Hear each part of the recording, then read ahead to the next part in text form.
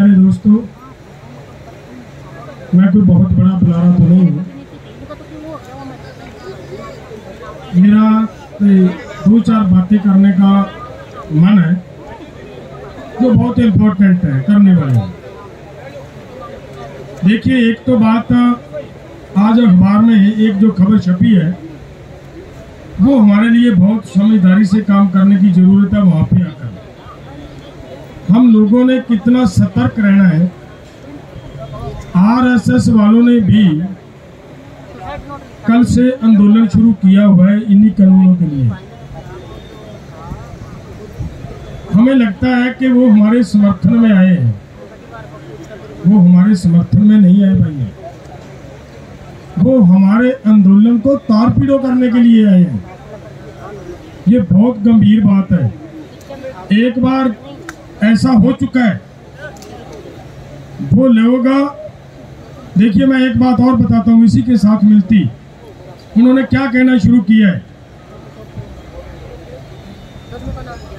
हम ये मांग रहे हैं, लंबे समय से ये मांग रहे हैं कि किसानों को उनकी फसल का भाव C2+50 के हिसाब से, कहने का भाव डॉक्टर स्वामीनाथन के फार्मूले के अनुसार दिया जाए। हमारा ये कहना है, फिर से सुनिए, C2+50, 50 का मतलब है 50। उन्होंने क्या कहना शुरू कर दिया, C2+15। पढ़े लिखे आदमी तो समझ जाएंगे, लेकिन साधारण आदमी नहीं समझ पाएगा। वो सरकार कह देगी, देखिए जी जो मांगा है संगठनों ने मांगा वही तो दे दिया। इन बातों का ध्यान रखना पड़ेगा। उन लोगों ने ये बातें कहनी शुरू कर दी है शुरू से ही कि हम संशोधनों पर बात करने के लिए तैयार है, कानूनों की कोई बहुत बड़ी बात नहीं है। शुरू से ही उन्होंने ये बातें करनी शुरू कर दी है। देखिए, हमें हमारे आंदोलन को उनके आंदोलन से अलग करके देखना पड़ेगा। हम क्या, किस मकसद के लिए लड़ रहे हैं, वो क्या बात कर रहे हैं। उनको कभी भी अपना भाई ना मान लेना, ये बात ध्यान में देने की जरूरत है भाइयों। वो हो सकता कल ही, आने वाले दिनों में वो भी यहाँ पे आंदोलन कर सकते हैं, कहीं आकर बैठ सकते हैं। कहीं ऐसा ना हो कि पूरा करनाल का किसान उनकी बैठक में, उनके धरने स्थल पर आकर बैठ जाए, उनकी शक्ति नजर आए, ये लगे कि ये भी भाई बहुत लोग, बहुत बड़ी संख्या में लोग बैठे हैं। मैं ये बात इसलिए बता रहा हूं,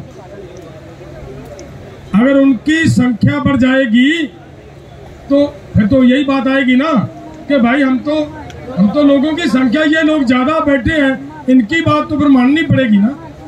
तो वो क्या कहेंगे, C2+15, हमें कानूनों की वापसी नहीं चाहिए, हम तो संशोधनों के लिए तैयार हैं। आपके साथ बहुत बड़ा धोखा करने वाले हैं वो लोग। पीछे हो चुका है मध्य प्रदेश के मंदसौर में, ये लोग इसी तरीके का धोखा कर चुके हैं और वहां पे हमारे 6 किसानों का कत्ल किया गया वहां की सरकार के जरिए।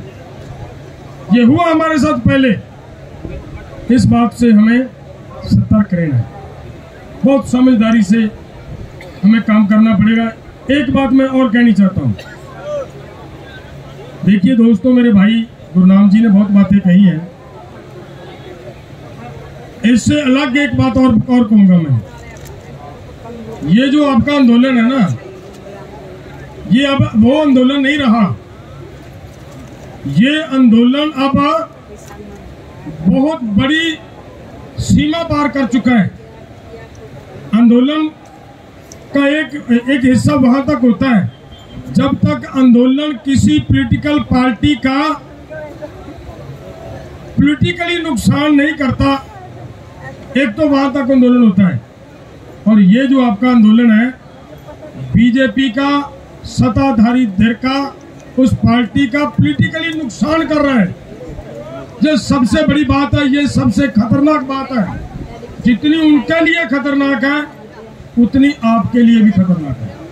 वो षड्यंत्रकारी लोग हैं, वो षड्यंत्रकारी लोग हैं षड्यंत्र रचने में माहिर हैं, वो कहीं पे भी आपके साथ षड्यंत्र रच सकते हैं। अगर आप वो लोग दिमाग से लड़ रहे हैं, आपके आंदोलन को दिमाग से तारपीड़ो करने का प्रयास कर रहे हैं, तो आपके पास दिमाग नहीं है क्या? आपने दिमाग नहीं इस्तेमाल कर रहा क्या? इसके लिए आपको अपना दिमाग इस्तेमाल करना पड़ेगा। यहाँ पे समझदारी से चलना पड़ेगा। मैंने बहुत कई बार मीडिया के माध्यम से ये बात कही है। इलेक्शन से पहले बीजेपी की लोकप्रियता कितनी थी? 66% ये थी, और आज कितनी है? 24%। 24% पर कौन लेकर आया? यही आंदोलन लेकर आया। ये आपका आंदोलन लेकर आया है। जिन लोगों की लोकप्रियता कम इतनी हो गई है, उनको बर्दाश्त नहीं होगा भाइयों, और किसी तरीके से आपको वो हरा नहीं सकते। आपको हराने के लिए केवल उनके पास अब षड्यंत्र है, उससे आपका नुकसान करेंगे। उनके षड्यंत्रों का मुकाबला आपको अपने दिमाग से करना होगा, समझदारी से करना होगा। और मैं उनको भी ये बात बता दूं जो यहाँ पर षड्यंत्र के साथ उनका षड्यंत्र लेकर यहाँ पर धरना स्थल पर आते हैं, वो ऐसी बातें करते हैं कि हम भी तो आंदोलनकारी हैं, हमारी नहीं जमीन जा रही क्या? ऐसी बातें करेंगे वो। लेकिन एक बात ध्यान में रखिए भाइयों, ये जो आंदोलन चल रहा है, इस आंदोलन पर आपके हरियाणा के भी होंगे, हमारे पंजाब के भी हैं, दिल्ली की यूनिवर्सिटी के लड़के भी हैं। सैकड़े लोग पीएचडी कर रहे हैं भाइयों। पीएचडी, इस पे पीएचडी हो रही है। हर आंदोलन पे पीएचडी नहीं होती, कोई कोई आंदोलन होता है जिस पे पीएचडी होती है। इस पे पीएचडी हो रही है।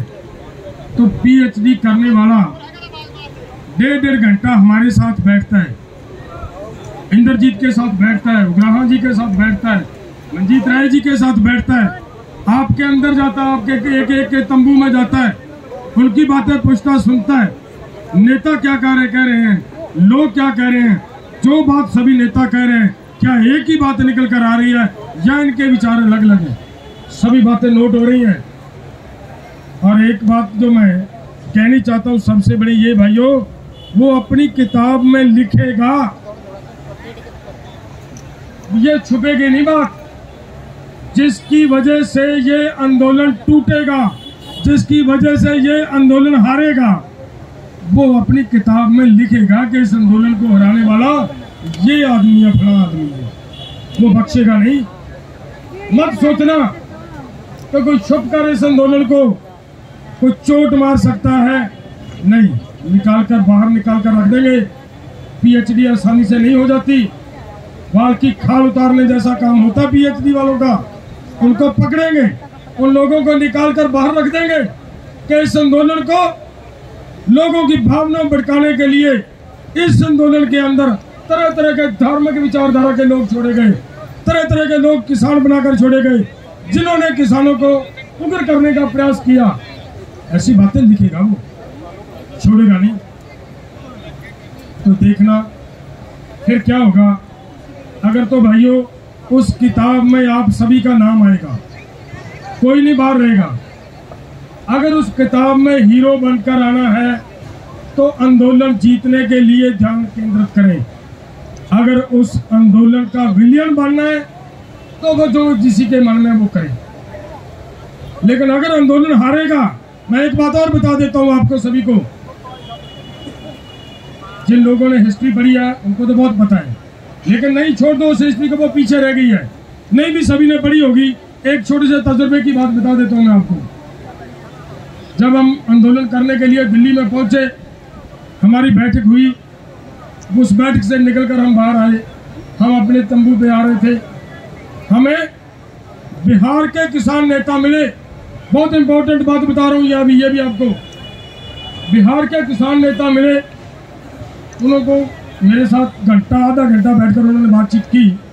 मैंने उन्हें ये कहा कि भाई आपके हरियाणा के बिहार के किसान को नहीं लेकर आ रहे यहाँ। देखिए यहाँ पे उनका जवाब क्या था? उन्होंने ये कहा कि बिहार का किसान इतना गरीब हो चुका है, वो आंदोलन करने के लायक ही नहीं बचा, आंदोलन करने के लायक ही नहीं बचा। अगर ये आंदोलन अब इस बार आप हार गए तो आगे फिर आंदोलन करने के लायक आप भी नहीं बचोगे, आंदोलन करने के लायक आप भी नहीं बचोगे। तो अगर इसलिए हमारा ये ध्यान इस पर बात पर केंद्रित होना चाहिए कि ये आंदोलन हर हाल में जीतना है, भले कुछ ही हो जाए, इस आंदोलन से एक कदम भी पीछे नहीं खींचना।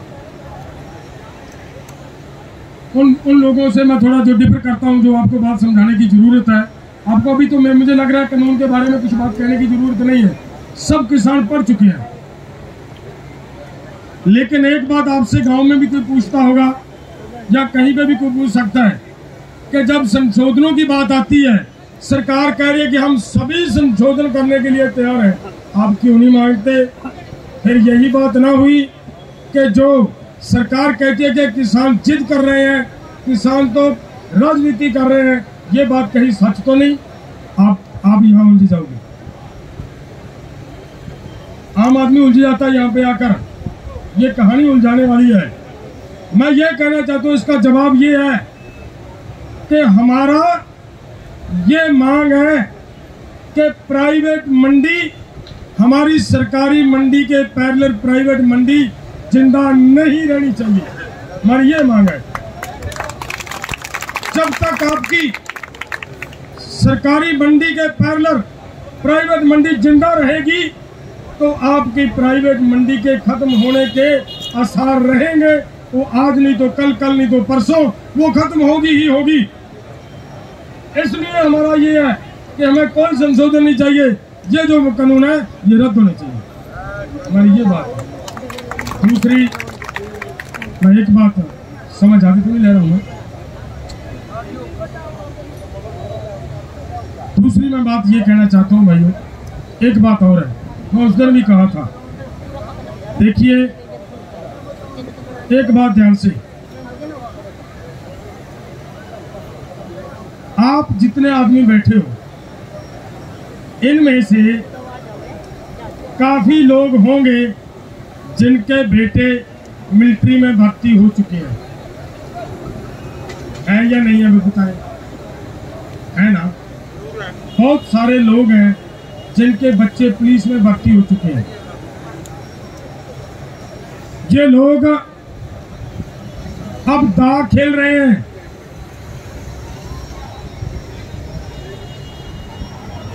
अगर मैं उस बात को उस तरफ लेकर जाऊंगा तो बहुत लंबी हो जाएगी। एक छोटी बात करके बताने का प्रयास कर रहा हूं कि अगर देश को भूखमरी से निकाला है तो किसान ने, तो भैया सहमत इस बात से, किसान ने निकाला है।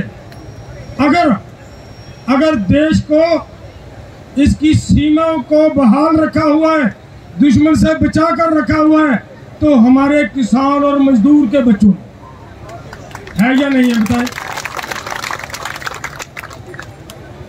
ये जो तिरंगा तिरंगा तिरंगा की बातें करते हैं, इनसे ये पूछो कि आपके ऑफिस पे तिरंगा कब झूला भाई? हम लोगों को आप देशद्रोही कहते हो जो पूरे देश को अन्न खिलाने का काम कर रहे हैं और सरहदों में अपने जिगर के टुकड़े भेजकर आपकी सुरक्षा करवा रहे हैं, वो लोगों को आप देशद्रोही कह रहे हो। और खुद जिन लोगों ने आज तक, आज से 2015 तक इन लोगों ने अपने ऑफिस के ऊपर तिरंगा नहीं बनाया, जिन लोगों ने, वो लोग हमें देशभक्ति का पाठ पढ़ाने लगे हैं। तो मेरा मतलब भाइयों ये है कहने का कि ये हमारे यहाँ देखिए जमीन बेच कर ये ऐसे भर्ती नहीं हुई। जमीन बेच कर आपने भर्ती करवाए अपने लड़के, हमारे बच्चे हैं। मैं इनको भी ये कहता हूँ, जो इधर जिनको वर्दी मिल जाती है ना, वो थोड़ा इस बात का ध्यान जरूर रखें कि जो सामने खड़ा है ना, वो लड़ाई हमारी लड़ रहा है। आप पूरी नौकरी कर लोगे ना, पूरी नौकरी, पूरी अवधि कर लोगे, पूरा समय कर लोगे, 50 लाख से ज्यादा नहीं लेकर आओगे घर में, सिर्फ इतने लाओगे। और अगर जमीन चली गई, एक एक एकड़ 30-30 लाख का जा रहा है। जिस मुलाजिम के बाप के पास 5 एकड़ जमीन है, वो 1.5 करोड़ का मालिक है, आपकी 1.5 करोड़ जा रहा है, ये 50 लाख के लालच में। सोचें जरा इस बात पे, ये बहुत बड़ी बात नहीं है। आप जो आपकी जमीन, हम तो बुजुर्ग हो चुके हैं, हमने क्या करनी है जमीन। अगर हम जमीन की लड़ाई लड़ रहे हैं तो इन्हीं जवानों के बच्चों की, इन्हीं की जमीन की लड़ाई लड़ रहे हैं। आप लास्ट में जब आप रिटायर होकर आओगे, इसी जमीन में आकर खेती करोगे, और जब जमीन ही नहीं बचेगी तो खाना रोटी कहां से खाओगे। ये आपकी जमीन की रक्षा ये लोग कर रहे हैं, और इसलिए आपकी जिम्मेदारी बनती है कि ये आपके ताऊ हैं, आपके चाचा हैं, आपके भाई हैं। आप लोगों को शर्म आनी चाहिए कि अपने बुजुर्गों पर आप डंडे मारते हो, लाठियां बरसाते हो। और दूसरी तरफ हमारे लिए भी कि थोड़ा इस बात का ध्यान रखना पड़ेगा कि ये जो जमीन बेच कर गए हैं ना, इनके अंदर ये आता है कि मैंने तो 2 एकड़ जमीन बेच कर गया हूं, अब अगर मैं नौकरी छोड़कर आ जाऊंगा तो फिर क्या होगा मेरा। उनकी रोटी का मामला है, उनका पेट का मामला है। अगर वो उनकी किसी की जमीर जागती है तो वो छोड़ देगा। सभी का नहीं हो सकता, सभी के घर के हालात ऐसे नहीं हो सकते कि वो नौकरी को लात मारकर आपके साथ खड़ा हो जाए, और उसकी बेचारे की मजबूरी होगी यार, आपके ऊपर लाठी मारना, आपके ऊपर सोटी ब्रश चलाना, उसकी मजबूरी होगी। अगर वो मजबूर होकर आपके ऊपर लाठी मार रहा है तो हमारी जिम्मेदारी बनती है कि उसको अपना बेटा जानकर मौत कर दे। ये हमारी जिम्मेदारी बनती है कि वो भी हमारा है, कोई बात नहीं, मार लिया तो मार लिया। तो ये अगर हम सोच कर चलेंगे, आंदोलन जीतना है, ये सोच बनाकर चलोगे, 100% आंदोलन जीतेंगे दोस्तों। ये जो मैं 3-4 बातें आपको बताई हैं, इनमें से सबसे इम्पोर्टेंट बात है कि शांति बनाकर रखनी है। आपका नाम भी उस किताब में लिखा जाएगा, उस किताब में लिखा जाएगा। तो देख लीजिए, फिर अच्छे इंसान के तौर पर अपना नाम लिखवाना है या फिर घटिया इंसान के तौर पर अपना नाम लिखवाना है, ये आप पर डिपेंड करता है। धन्यवाद। वाहिगुरू जी का खालसा, वाहिगुरू जी की फतेह।